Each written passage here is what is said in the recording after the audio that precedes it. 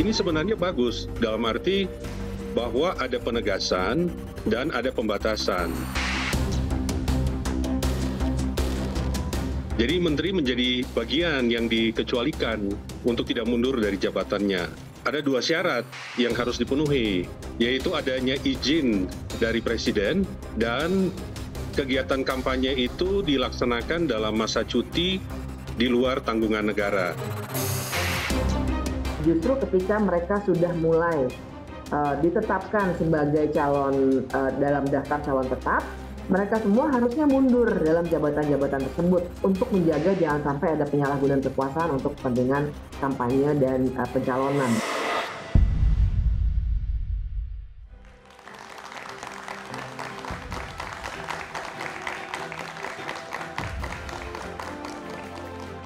Sepekan jelang masa kampanye pemilu 2024, Presiden Jokowi menandatangani peraturan baru terkait aparatur negara yang ikut berlaga. Di regulasi yang baru ini, kepala daerah, menteri, dan pejabat setingkat menteri tidak perlu mundur jika akan ikut atau terlibat dalam kontestasi. Mereka cukup mengajukan cuti. Regulasi ini menuai reaksi karena syarat konflik kepentingan dan berpotensi terjadinya penyalahgunaan wewenang dan kekuasaan. Aturan ini juga dianggap bakal mengganggu roda pemerintahan. Lalu apa pertimbangan Presiden Jokowi dengan menerbitkan regulasi ini? Benarkah aturan ini rentan disalahgunakan dan syarat konflik kepentingan? Dan siapa yang akan diuntungkan? Inilah Satu Meja The Forum, utak-atik aturan, siapa diuntungkan? Kampanye Pilpres 2024 sudah dimulai. 3 pasangan peserta Pilpres 2024 memulai hari pertama kampanye dari tempat berbeda. Capres nomor urut 1, Anies Baswedan, memulai dari Tanah Merah, Jakarta Utara. Sementara cawapresnya Muhaimin Iskandar memulai kampanye dari Mojokerto, Jawa Timur. Kami berkampanye di Mojokerto, tempat kelahiran orang tua saya. Sekaligus di sini perempuan-perempuan paling solid. Capres nomor urut 3, Ganjar Pranowo memulai dari wilayah Merauke, Papua. Sementara cawapresnya Mahfud MD memilih Sabang, Aceh sebagai lokasi perdana kampanye. Kami sudah mencantumkan program unggulan. Program unggulan untuk Aceh yang ditetapkan oleh pasangan Ganjar Mahfud, yaitu program unggulan guru ngaji. Hanya capres nomor urut 2, Prabowo Subianto, yang memilih absen di hari pertama kampanye karena masih menjalankan tugas sebagai Menteri Pertahanan dengan menghadiri rapat terbatas bersama Presiden Joko Widodo di Istana Bogor. Demikian juga cawapresnya, Gibran Rakabuming Raka, yang tetap bekerja sebagai Wali Kota Surakarta.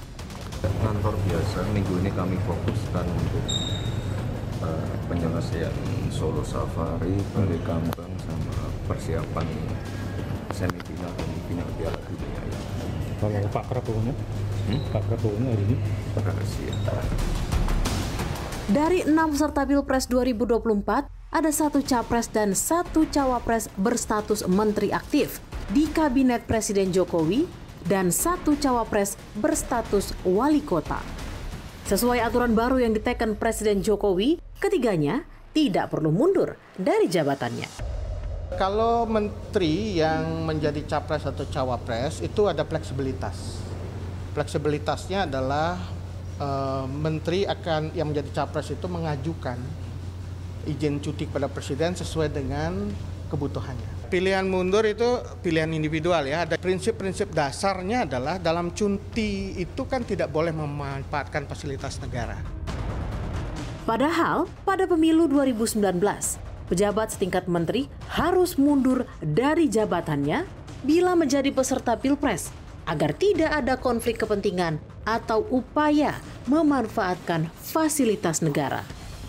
Nah, itu fokus kita sebenarnya agar menteri-menteri tidak menggunakan program negara untuk kepentingan calon-calon tertentu, apalagi fasilitas negara untuk kepentingan kampanye-kampanye tertentu.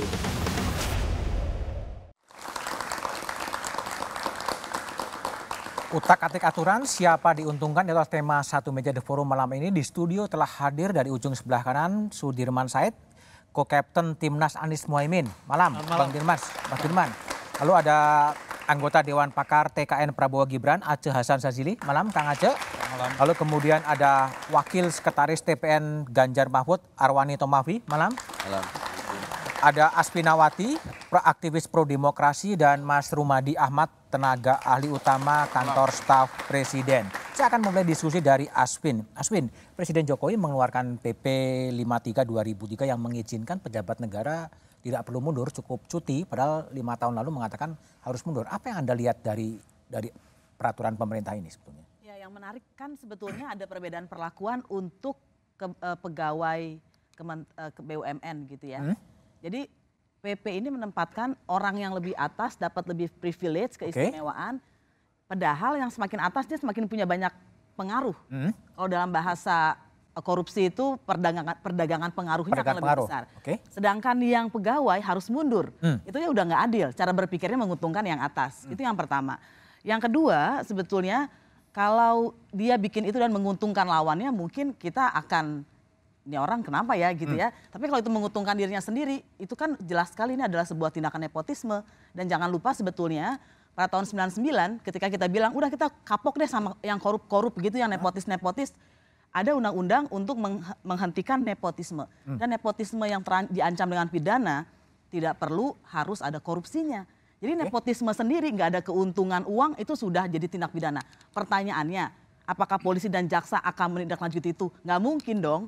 Gitu. Kalau dari silong itu Dinal ya, kalau pemilu sebelumnya harus mundur, sekarang cukup cuti. Apa yang Anda baca dari kurun waktu itu?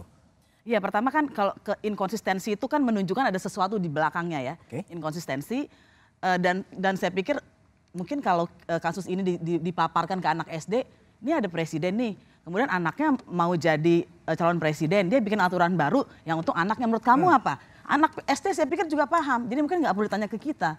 Kita tanya aja ke anak SD, saya pikir jawabannya akan sama. Karena tadi anak SD kita tanya Mas Rumadi aja lah sebagai tenaga ahli utama KSP. Kenapa Presiden kemudian memilih mengeluarkan peraturan pemerintah yang mengatakan tidak perlu mundur tapi cukup dengan cuti? Sebentar Mas, sebelum saya menjawab itu saya ingin mengklarifikasi yang disampaikan oleh Aswin tadi. Kalau soal pegawai BUMN kemudian Menteri, bukan menteri, yang selain itu, itu sebenarnya aturannya kan sudah ada dalam Undang-Undang 7 2017 soal pemilu gitu. Yang spesifik dalam kaitan PP ini kan soal menteri saja sebenarnya. Memang dalam aturan baru menteri tidak perlu cuti dan itu saya pastikan itu bukan kemauan Presiden. Tapi ini adalah implementasi dari putusan Mahkamah Konstitusi tahun 2022.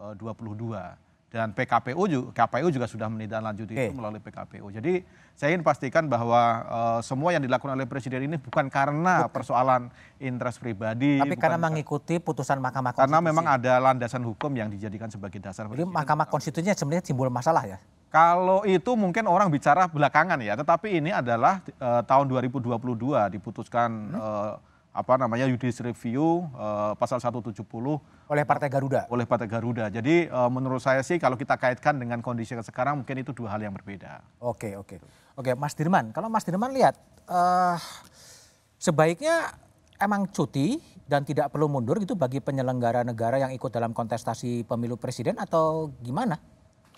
Ada 3 soal menurut saya yang bisa dikaji oleh publik. Tentu ini saya subjektif karena saya bagian dari kontestasi ini, tapi alhamdulillah dua pasangan ini tidak punya soal dalam urusan ini kan. Soal pertama adalah tadi konflik of interest.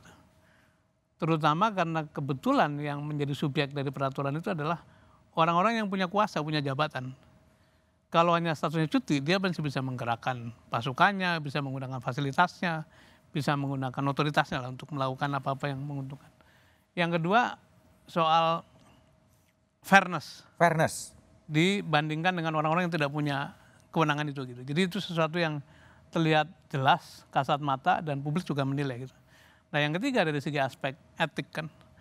Karena menurut saya pada level tertentu itu hidup legalistik tidak cukup. Cukup legalistik. Kalau selalu dikatakan kan aturannya membolehkan, aturannya tidak melarang. Karena pada level tertentu tuh orang dituntut untuk hidup etis gitu ya. Nah etis itu paling tinggi, nomor 2 adalah legalistik, nomor 3 adalah yang namanya amoral gitu. Yang didrive oleh semata-mata oleh grid, oleh keserakahan.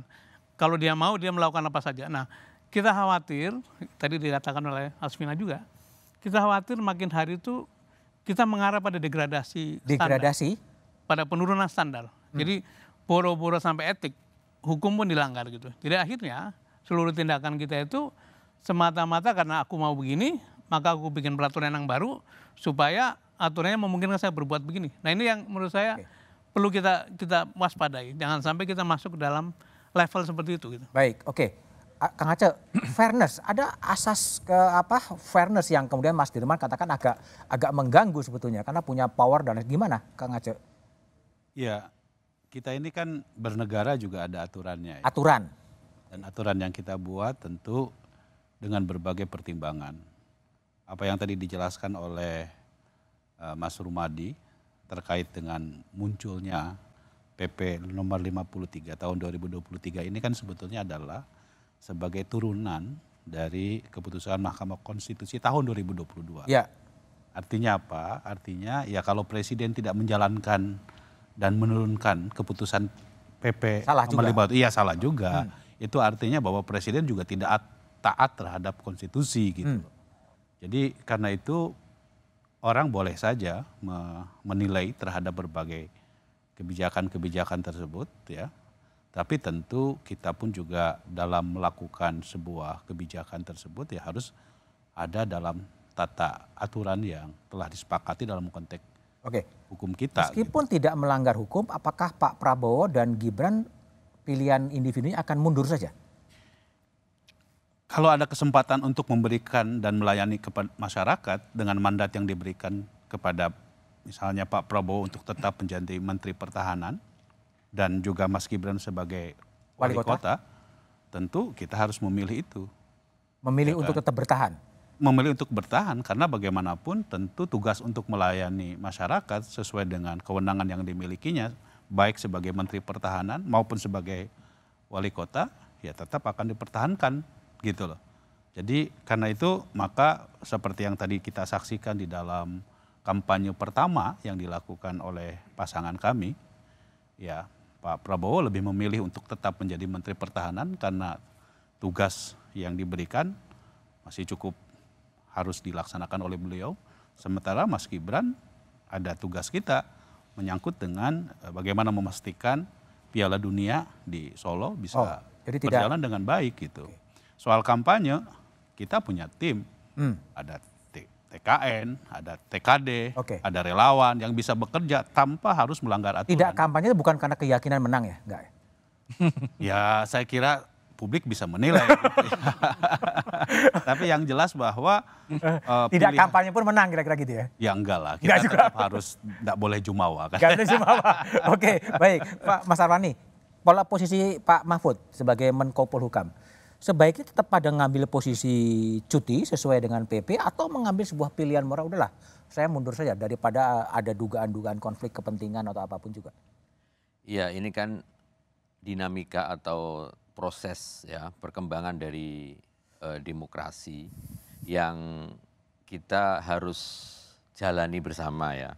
Di mana ada tantangan bagi para kontestan ya dalam hal ini capres cawapres nantinya juga di pilkada untuk bagaimana menjalankan formula baru, formula di mana mampu menegakkan aturan, mampu betul-betul menjaga etika bernegara sebagai pimpinan, sebagai menteri, sebagai pejabat, betul-betul ya fairness-nya dijaga, betul-betul pelayanan publik, aparat-aparat di birokrat itu juga tetap berjalan tanpa ya, melakukan upaya-upaya tadi misalnya memperdagangkan pengaruh dan sebagainya.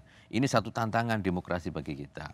Nah sekarang kita juga harus melihat bagaimana juga di sisi lain rakyat atau ya aparat ya birokrat kita juga semakin mempunyai banyak pemahaman, semakin cerdas dan harus cerdas. Ayo kita pantau mereka para pejabat negara, menteri, walaupun juga kepala daerah yang ikut dalam kontestan dalam pilpres ini, ayo kita jaga. Apalagi sekarang kita awasi, sekarang juga kita mudah ya. para aparat birokrat jangan mau ditekan-tekan ataupun diancam atau mungkin juga disuruh untuk ikut dalam kepentingan politik pimpinannya. Yang nekan ada ya? Namanya juga cari suara, cari pengaruh untuk bisa memilih dia. Tentu ya kita harus melihat secara lebih luas ya. Apalagi kemarin kita melihat misalnya ada informasi kepala desa ataupun juga kita juga tekan ataupun juga publik sekarang luar biasa harapannya. Misalnya kemarin di Komisi 1 juga semua fraksi minta agar komitmen netralitas TNI, teman-teman yang ada di semuanya punya. Tapi bagaimana kemudian membangkitkan rasa ingin tahu publik untuk mengawasi jalannya pemilu, kita bahas setelah jeda berikut ini.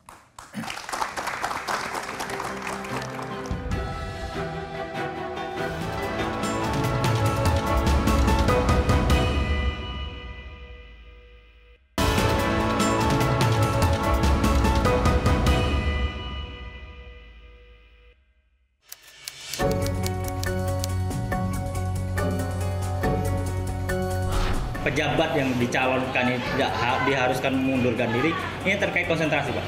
Konsentrasi bagaimana nantinya pejabat yang sudah dicalonkan dari partai politik mengikuti kontestasi capres dan cawapres, kita tanyakan bagaimana dia konsen ke jabatan yang hari ini belum mereka lepaskan. Kalau menurut saya sendiri ya itu nggak perlu mundur karena mungkin dia sebelumnya masa jabatannya masih ada misi yang belum terselesaikan. Jadi itu memungkinkan untuk tidak perlu untuk memundurkan diri. Karena mereka bisa menggunakan hak atau wewenang mereka bisa menggunakan fasilitas mereka itu untuk mengambil suara. Pokoknya siapapun pejabatnya di Indonesia ini, kalau masih mau main, tidak boleh cuti. Berhenti dulu. Ada alasan utama ialah kalau cuti itu gaji tetap jalan. Kalau buat saya pribadi itu mereka tidak harus mundur. Yang penting dia harus bisa membedakan waktunya di mana dia harus kampanye, di mana dia harus bekerja. Jadi memang dia bisa membagi waktu. Jika ingin berkontestasi dalam pemilihan harus melepaskan jabatan yang diemban.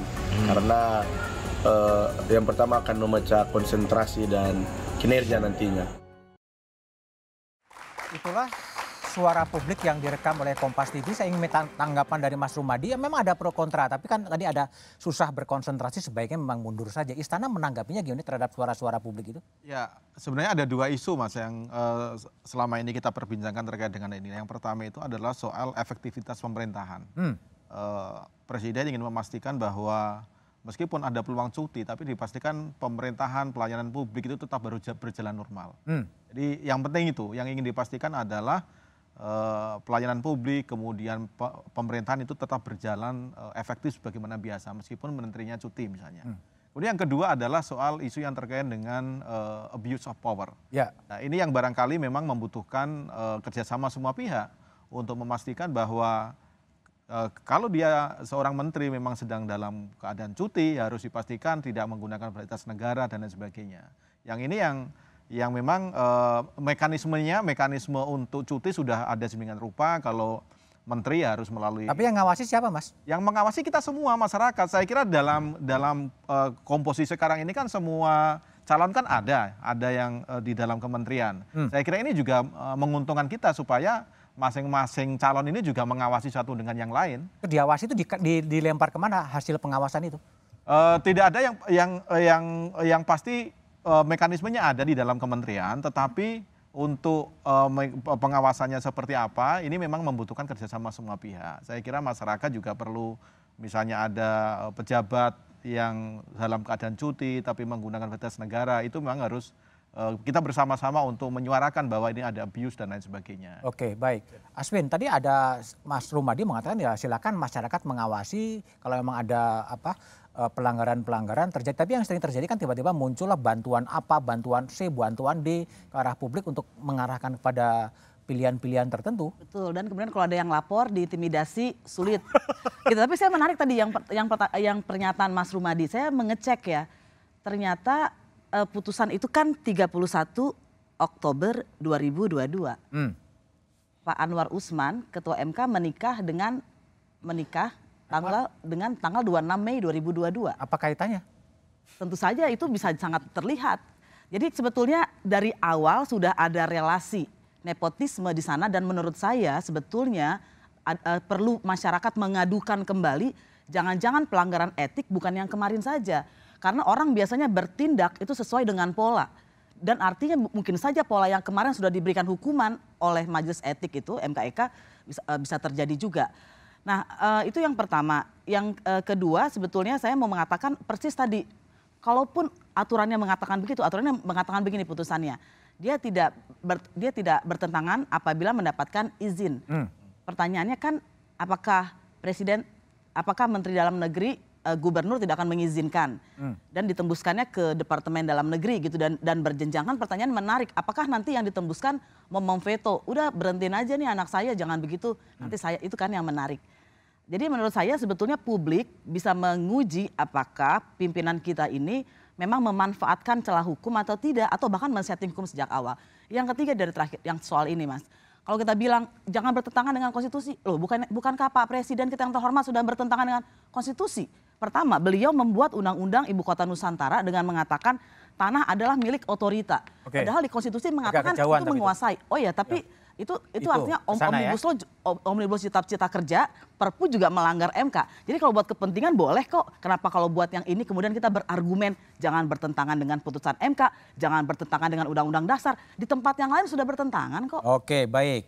Kang Aceh, jadi kalau Kang Aceh lihat ini gimana ya mencegah agar tidak terjadinya abuse of power atau penyalahgunaan wewenang ketika menteri atau wali kota atau siapapun itu untuk mendapatkan keuntungan elektoral, gimana mencegahnya?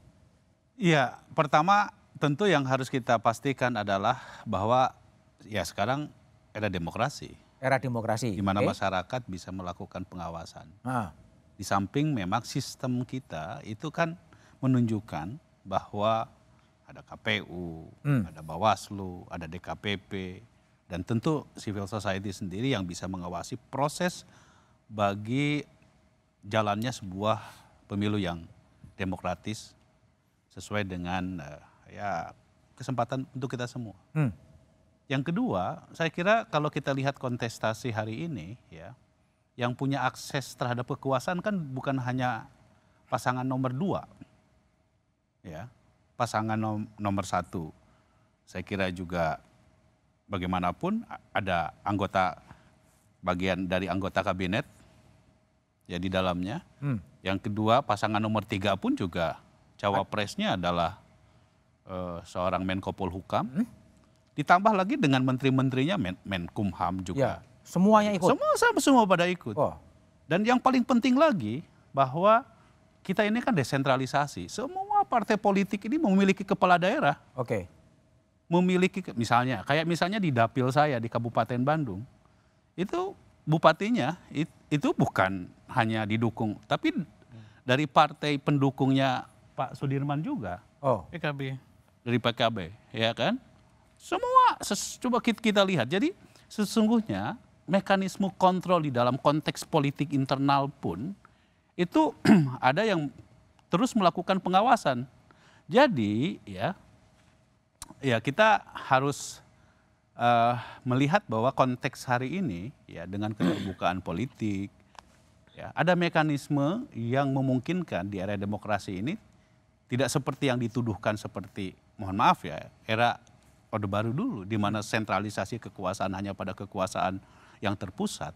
Ini kekuasaan kita ini sekarang sudah berserak gitu loh. Jadi mekanisme kontrol antar kekuatan partai politik, antar pasangan calon, antar pendukung pasangan calon itu dimungkinkan bagi mekanisme di mana kita semua saling kontrol, saling mengawasi. Di luar civil society pun juga memungkinkan untuk melakukan kontrol terhadap itu semua begitu. Mas Arwani, jadi kalau dari sisi Menko Polhukam lah, Pak Mahfud ini kan dikenal relatif ya, integritasnya kemudian terjaga relatif ya sebenarnya.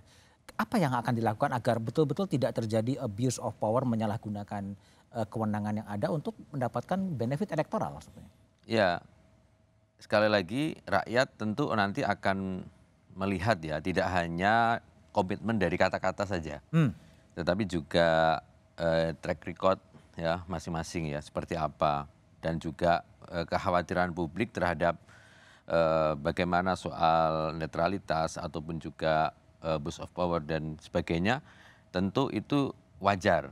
Ini harus kita nggak bisa atau nggak boleh lalu terus enggak, kita nggak aman kok dan sebagainya.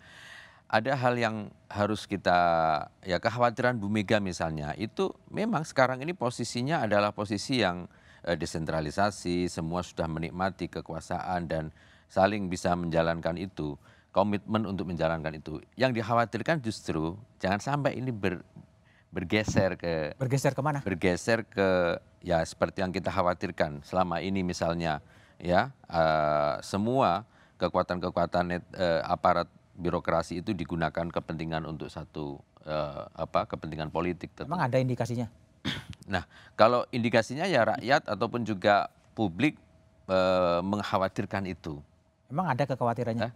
Ya kita lihat kekhawatiran itu seperti juga yang tema malam ini juga salah satu indikator ya, mungkin kekhawatiran-kekhawatiran itu. Jadi ini tantangan sekali lagi, mulai dari pemerintah pusat ya, di mana ada kepala daerah, lalu Bapak Presiden, di mana ada menteri. Ini tantangan bagaimana agar pelayanan publik ya, masyarakat bisa mendapatkan kesempatan itu. Pelayanan publik, oke. Baik Mas Dirman, kalau Mas Dirman lihat, ini kan kalau saya lihat filosofi Jawa itu kan zaman edan, ora melu edan, ora keduman gitu kan. Semuanya udah awut-awutan aja. Tapi apakah betul gitu? Jawabannya setelah jeda berikut ini.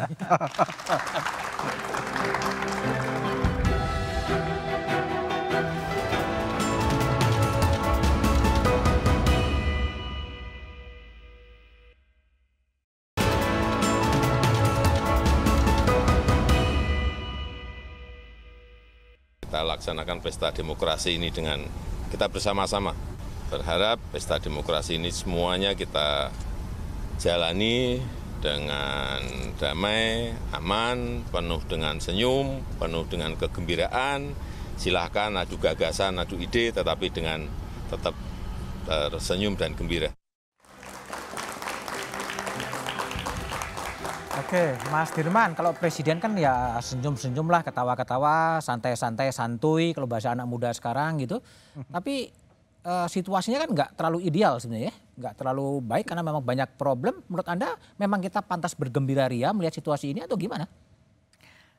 Bukan hanya tidak ideal, tapi menurut saya itu makin buruk. Makin buruk? Dari sisi tata nilai gitu. Tadi kan disebut soal zaman edan. Zaman edan. Walaupun diingatkan ya semujur-mujurnya orang gila itu kalau ikut edan itu lebih mujur orang yang selalu ingat. Eling lan waspada. Saya teringat pada statementnya Pak Pransede almarhum. Beliau mengatakan seorang menteri itu punya 3 peran. 1 sebagai pembantu presiden. Yang kedua sebagai pemimpin sektor. Yang ketiga kata beliau adalah tokoh masyarakat. Beliau uraikan tokoh masyarakat maknanya apa? Maknanya seluruh tindakan, ucapannya itu ya menjadi referensi. Jadi tidak boleh sembarangan. Nah, dalam hal ini adalah unsur keteladanan yang makin hari makin tipis gitu. Nah, kita khawatir karena orang paling atas itu dimanapun berada, kan menjadi referensi dari seluruh perilaku yang di bawahnya gitu. Kalau yang di atas itu terus-menerus menurunkan standar tadi, standar etik, standar perilaku. Saya khawatir bangsa ini makin hari makin tertinggal karena tidak ada bangsa maju yang meninggalkan etik. Tidak ada bangsa maju yang korup. Tidak ada bangsa maju yang terus-menerus menggergaji fondasi dari aturan-aturannya. Jadi kelihatannya memang kita harus terus mengingatkan hal ini. Walaupun kita ikut bermain dalam politik praktis, tapi tidak boleh melupakan kita mesti kembali kepada norma tadi gitu. Oke, baik. Aswin, kalau kita lihat ya, ini menteri-menteri kan ada yang 2 menteri yang kemudian nyapres, ada yang menjadi cawapres, ada yang menjadi caleg, ada yang menjadi tim sukses, ada yang menjadi apapun. Ini kemudian situasi pemerintahan akan jadi seperti apa, Vin? Ya, persis di situ Mas. Jadi kalau kita lihat kan aturannya mengatakan ada ketentuan mereka bisa cuti di sini, tapi kemudian atau cuti sesuai dengan kebutuhan. Artinya kalau kebutuhannya sepanjang masa pemilu boleh dong, kalau kita pakai legalistik tadi pikirannya. Nah kan pertanyaannya sebetulnya tadi begini, apakah kita sesombong itu ya mereka yang ikut pemilu ini menganggap dari 200 berapa puluh juta orang ini atau yang sudah dewasa lebih sedikit tidak ada yang sanggup menggantikan saya untuk menjadi wali kota? Apakah kita sesombong itu untuk mengatakan tidak ada orang yang lebih baik dari saya atau sama baiknya yang bisa menggantikan posisi saya sebagai menteri? Kok kita bisa berpikir begitu ya? Saya bergidik nih mikirin kalau saya berada pada posisi seperti itu, semoga jangan gitu ya. Artinya kan kita sebetulnya harusnya memberikan kesempatan kepada orang lain dan tidak mencerminkan sepertinya kita nih rakus. Karena begitu kita mundur, begitu nggak kepilih, kita kan nggak boleh balik lagi gitu. Ini kan kesan yang diberikan kepada rakyat, padahal rakyat Indonesia banyak sekali, nggak kurang yang pinter-pinter. Oke, baik Kang Aceh. Ini kalau gambarannya Asfi, apakah ini tidak mengarah kepada semacam lame duck government sebetulnya? Ketika menterinya sibuk sendiri-sendiri, ada yang mencalonkan presiden, menjadi caleg, jadi tim sukses? Iya, saya kira ya kalau saya tidak mau mengomentari pasangan lain dalam konteks ini ya. Kalau di kami, di pasangan nomor 2, jelas bahwa kesempatan yang diberikan oleh negara kepada Pak Prabowo ya harus dimanfaatkan dengan bagaimana melayani masyarakat dengan tugas sebagai Menteri Pertahanan. Soal pemenangan, kita sendiri ada tim, ada partai politik, ada TKN, ada relawan yang nanti dia biar bekerja. Ya. Nah, demikian juga dengan Mas Gibran, kita punya momen penting untuk menunjukkan kredibilitas bangsa kita dalam konteks Piala Dunia. Itu harus dipersiapkan dengan sebaik-baiknya gitu. Dan harus diingat bahwa konteksnya ini kan Solo, bukan Indonesia secara keseluruhan. Tapi Solo kan pelayan paling dekat dengan rakyat itu. Ya, bagi wali kota. Ya, maksudnya ini kan konteksnya kita bicara soal capres-cawapres ya spektrumnya se-Indonesia. Tapi ya, dalam konteks rakyat itu Solo apa nggak merasa dikorbankan ketika Mas Gibran-nya kampanye keliling Indonesia terus? Justru karena itu beliau lebih memilih untuk menjadi wali kota Solo, tidak cuti pada saatnya, yaitu pada akhir pekan dia akan cuti sebagai wali kota. Karena itu adalah kesempatan yang diberikan kepada beliau gitu. Jadi artinya yang ingin saya katakan ya, kepentingan untuk melayani masyarakat jauh lebih diutamakan. Oh, artinya Mas Gibran hanya akan cuti pada Sabtu dan Minggu? Betul, itu strategi yang... Termasuk Pak Prabowo juga hanya Sabtu dan Minggu? Pak Prabowo juga sama demikian. Jadi Senin, Selasa, Rabu dia nggak akan kampanye? Sesuai dengan tugasnya sebagai menteri dan sebagai wali kota gitu. Jadi, dan itu secara aturan dimungkinkan, langkah itu bisa dilakukan. Nah, dalam konteks capres-cawapres ini, pemenangan gitu ya, kan kita sudah memutuskan bahwa beliau partai politik sebagai pendukung, sebagai konsekuensi kita memberikan dukungan terhadap Pak Prabowo dan Mas Gibran, tentu punya tugas untuk bagaimana caranya memenangkan pasangan ini. Relawan juga sama demikian. Gitu. Jadi tumpuan kita tentu dalam konteks pemenangan Pilpres ini ya adalah pada kekuatan partai politik dan masyarakat itu sendiri. Oh, gitu. Jadi kekuatan partai politik dan relawan yang akan mensukseskan pasangan dari Pragi. Betul. Mas Arwani, kalau Mas Arwani melihatnya gimana? Apakah kalau semua menterinya kemudian terlibat dalam berbagai urusan politik, lalu kinerja pemerintahan dari Presiden Jokowi ini akan gimana sebetulnya yang terjadi nanti? Ya, salah satu kekhawatiran pihak atau masyarakat ya yang mengkritisi keputusan ini adalah terbelahnya pemerintahan gitu ya. Ini juga dikutip oleh Pak Saldi Isra ya dalam pandangan catatan ketika memutuskan itu di tahun 2022 divided executive. Ini yang memang harus betul-betul apa yang dikomitmenkan oleh kita semua ya, para pejabat termasuk mulai dari presiden ya, menteri dalam negeri, kemarin Kapolri, TNI, ya di depan Bawaslu dan sebagainya semuanya itu betul-betul bisa benar-benar operasional.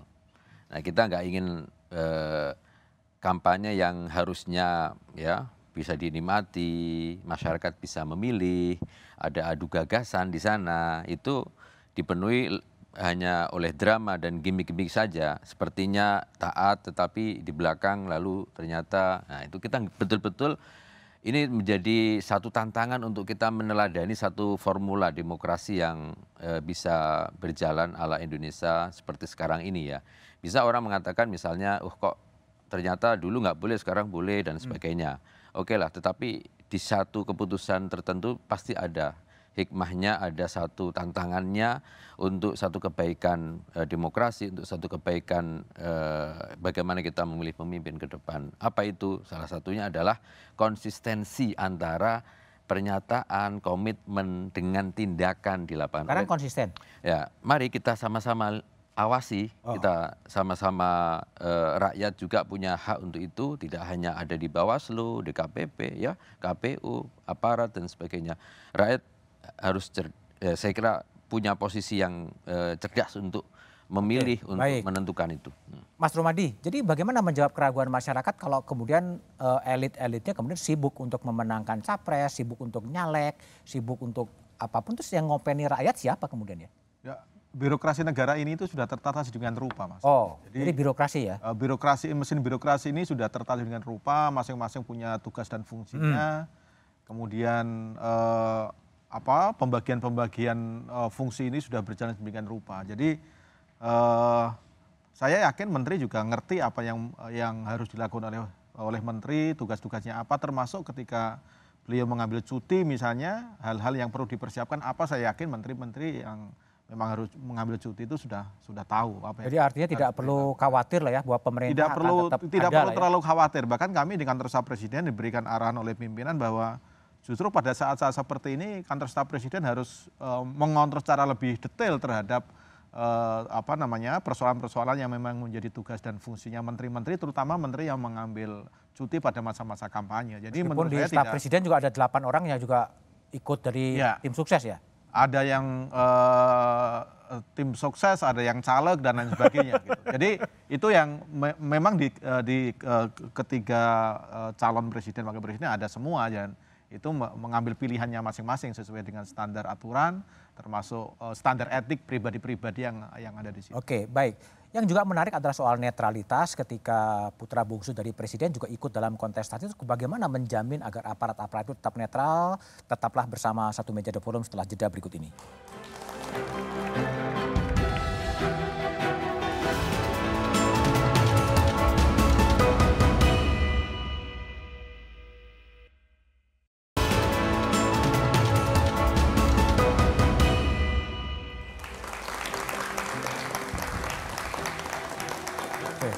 Mas Dirman Said, Mas, dari pasangan Amin, apa yang Anda harapkan dengan netralitas dari kepolisian, dari TNI, dari ASN?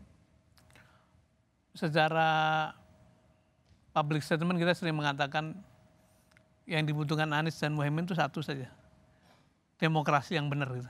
Demokrasi yang benar? Artinya aturan mainnya dijalankan, aparatnya netral, pemilu penyelenggaranya profesional. Itu insya Allah siapapun yang menang, kalaupun siapapun yang menang, itu akan diterima masyarakat. Jadi memang kita punya harapan besar bahwa ya tadi kita bicara panjang lah soal. Yang paling berat kan begini, kalau wasit sudah merangkap pemain itu kita punya harapan apa? Apalagi kalau gawangnya digeser-geser kan, gawangnya digeser itu gimana gitu. Jadi ini satu keadaan yang sebetulnya sangat memprihatinkan ya dari sisi suasana demokrasi kita. Prosedurnya sangat baik, kita hargai itu. Tapi begitu sampai pada perilaku para pemainnya itu ada upaya-upaya untuk terus-menerus menggerogoti standar. Dan itu sebetulnya sangat disayangkan karena kita sebagai negara besar gitu hanya mungkin dikelola dengan demokrasi. Baik. Karena keragamannya begitu tinggi. Kemudian penduduknya besar sekali, banyak sekali. Jadi karena itu kita harus terus berupaya untuk kembali menyehatkan demokrasi. Prosedurnya sudah baik, mari kita isi dengan perilaku-perilaku baik. Yang baik juga. Dan dengan itu insya Allah akan menghasilkan juga hasil yang baik.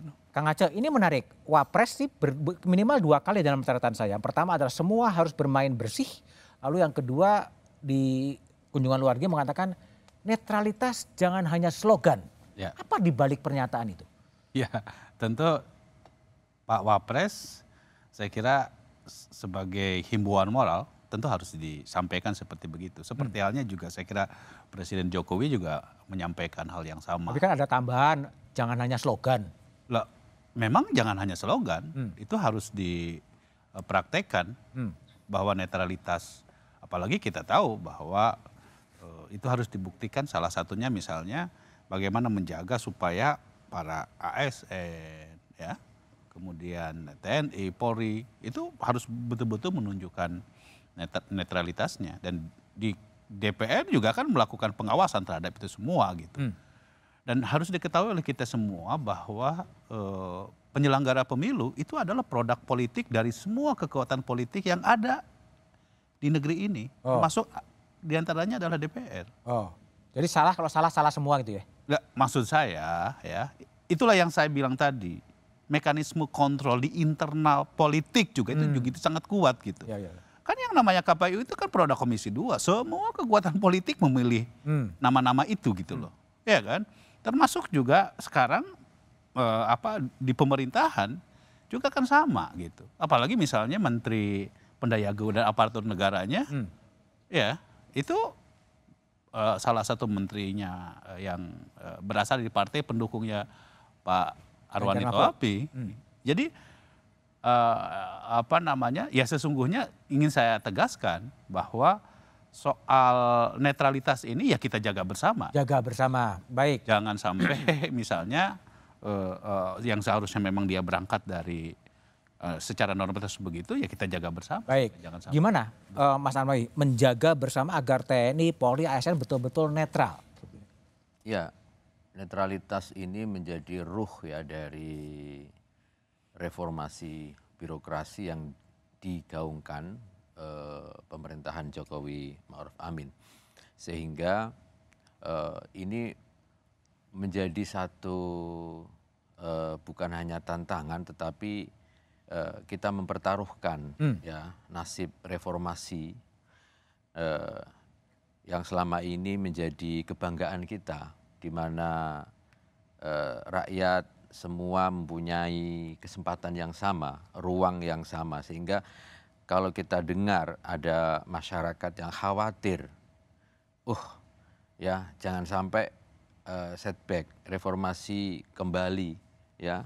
Lalu kita ke situasi seperti di Orde Baru, di mana kami di P3 waktu itu juga merasakan betapa ya aparat-aparat birokrasi juga tidak netral dan sebagainya. Ini yang kekhawatiran ini harus betul-betul dijawab oleh kita semua, termasuk ASN harus mau netral dan cerdas ya, mau ya untuk betul-betul mendukung netralitas ini. TNI, Polri dan semuanya harus baik. Asvin, bisa nggak sih ASN, TNI, Polri bersikap netral? Ya, saya ingat dulu guru saya bilang begini, ada seorang pimpinan, dia matiin dulu lampu atau apapun itu, penerangan, karena dia mau ngomong yang bukan untuk urusan negaranya. Pertanyaan saya, apakah ketika para calon ini cuti Sabtu Minggu, ketika Senin sampai Kamis sampai Jumat, dia nggak berhubungan dengan timnya? Apakah dia nggak menghabiskan energinya Sabtu Minggu untuk istirahat sehingga energi dia di Senin sampai Jumat sudah berkurang? Yang mau saya katakan sebetulnya kampanye itu kan agar orang mengenal. Ketika dia buka acara, bukankah dia mendapatkan keuntungan dari situ? Yang mau saya katakan secara etis sudah tidak ada netralitas. Dan persis penyebabnya seperti kata Kang Aceh tadi. Karena ini adalah politik elit. Karena semua 3 calon itu sedikit atau banyak semua punya menteri, semua punya kepala daerah gitu. Nah jadi menurut saya begini, kalau kita mau menyelesaikan persoalan ini, meskipun sekarang udah terlanjur mungkin ya, pemilu ke depan rakyat Indonesia itu harus protes, harus berani dan mau mengatakan kita sudah menempuh jalan ini, yaitu jalan politik elit di mana orang yang bisa menjadi calon presiden, yang bisa menjadi gubernur, itu semua pasti punya terah, punya uang. Sekarang kita kepingin lihat seperti di Bolivia ada petani, ada serikat buruh. Bisa gak mereka membawa perubahan? Kalau ternyata nggak bisa juga, kita ketemu jalan yang ketiga. Tapi harus dicoba. Masa kita udah gagal berpuluh-puluh tahun dengan politik elit, kita lakukan lagi. Begitu. Oke, baik. Mas Rumadi, gimana istana dan bisa menjamin agar Pak Jokowi juga betul-betul netral? Ya, meskipun putra sulungnya Mas Gibran berpasangan dengan Pak Prabowo. Gimana menjamin netralitas itu? Ya, jaminan itu kan pertama-tama apa yang beliau sampaikan. Ya, pernyataan Presiden berkali-kali menyatakan bahwa aparatur negara harus netral, TNI Polri harus netral segala macam, itu adalah langkah awal. Cukup. Langkah awal untuk memastikan bahwa netralitas itu terjaga. Kemudian yang kedua, pemerintah juga sudah menyiapkan berbagai macam kanal yang bisa dilakukan kalau melihat misalnya ada ASN atau TNI Polri tidak netral, itu ada kanal-kanal yang bisa digunakan untuk membuat laporan. Misalnya kalau ASN di KASN, lapor kasn.go.id, itu bisa ada kanal yang bisa digunakan untuk melapor. Tapi dibuka kan? Dibuka. Bahkan KSN dengan Bawaslu juga sudah membuat kanal khusus kerjasama antara KSN dan Bawaslu untuk membuat kanal-kanal yang memungkinkan masyarakat itu memberikan pengawasan. Kalau ada ASN misalnya yang dicurigai tidak netral dan lain sebagainya. Dan saya kira arahan-arahan Presiden kepada kepala daerah, termasuk PJ kepala daerah, juga tegas menyampaikan itu.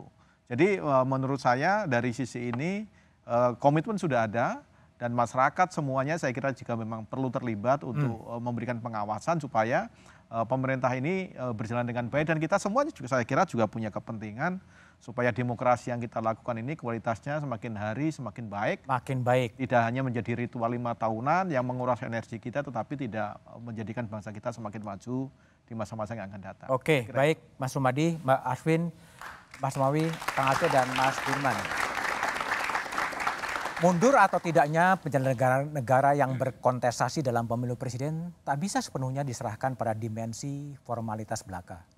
Sesuatu yang sepertinya legal dan formal belum tentu sesuai dengan prinsip kepatutan dan etika penyelenggara negara.